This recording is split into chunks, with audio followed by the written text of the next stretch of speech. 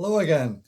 We're starting a new series, and this will be about the history, design, collection, and selection of knives, specifically knives for fighting / self-protection.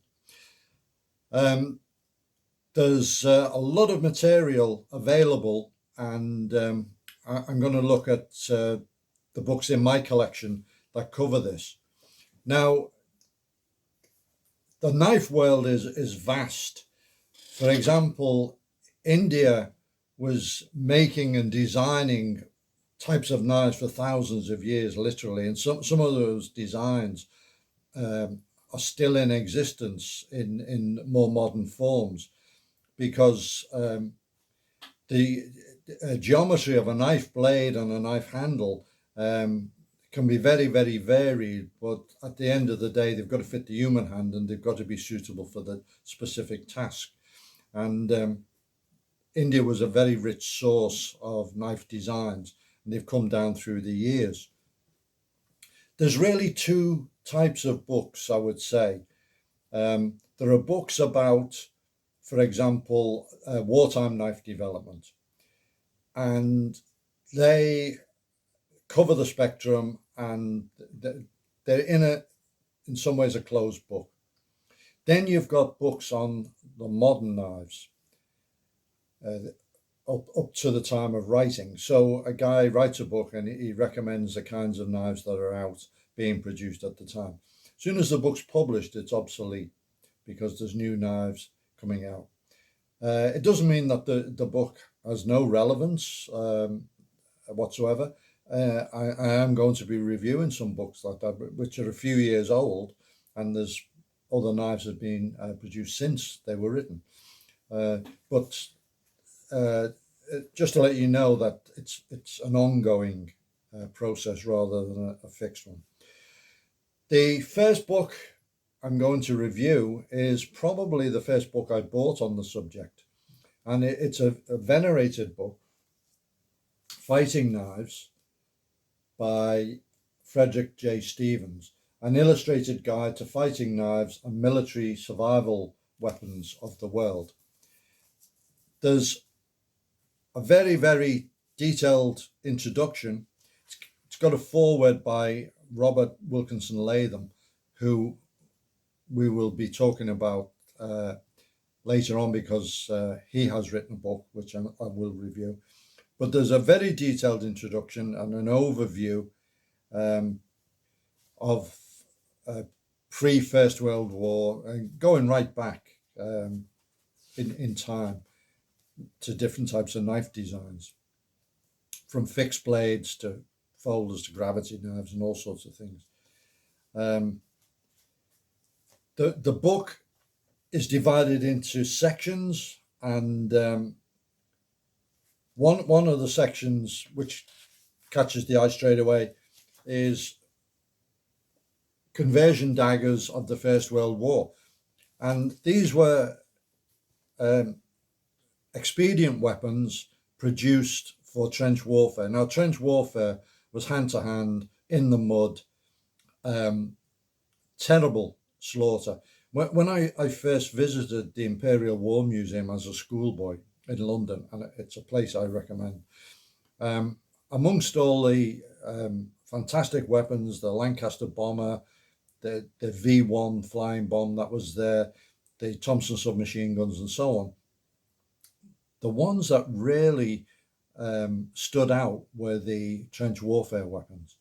And you could see that they were designed to maim and kill at close quarters. And many of them were converted from items of military use. For example, the French nail, which was the stake used for barbed wire. An iron stake went into the ground, there's a loop on the top. Well, the guy would take that, cut it to the desired length at a chamfered angle to make a point, and the loop would be the hand grip. It's actually, there's one illustrated here. And Also putting knuckle duster hilts on existing weapons, and then some people saw that and decided, oh, that's a great idea, we'll make those, and so on. So it's a really interesting chapter, and it shows the ingenuity of the soldier faced with the problem. Then you have fighting knives of the First World War, and there's a whole range of them by all the major powers. One particular example is very, very interesting. This one here, that's a trainer, and it's a Belgian trainer of their fighting knife. This is their fighting knife, and that's the trainer for it. And it's a plunger. And Nick England actually has one of these. They're very, very rare. I've never seen one. And again, it's the kind of thing. It's just as useful today as when the guys designed it in the First World War. Then there's a whole section within that of German trench daggers. Now the Germans, they're a terrific steel industry and a terrific edge weapon industry.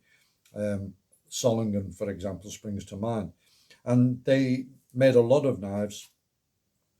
And in fact, their standard trench knife actually was also used in the Second World War. The design was so good that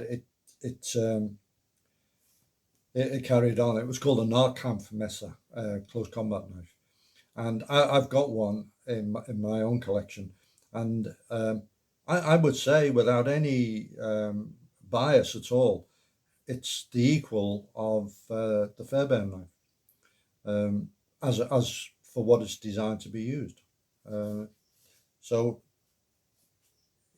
just because something's old, it doesn't mean that it's no longer relevant. Then Robbins of Dudley, a specific company. Then there's a big section on knuckle knives.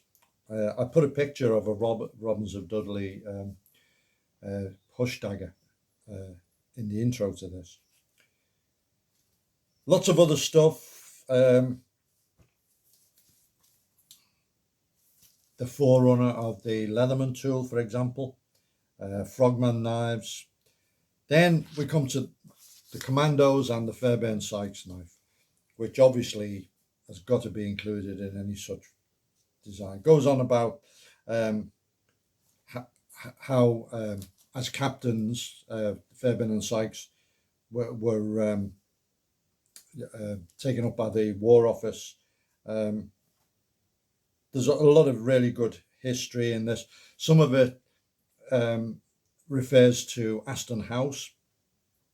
Now, the book about Aston House hadn't been written when this book appeared, so this is pretty good independent research. Colonel Wood at Aston House and so on. And then how they went to Wilkinson, and the first pattern was brought out, and then all the subsequent designs. And it as I say, it was for me a reference for many, many years. Anything to do with military knives, particularly UK designs, I would look in this book for it.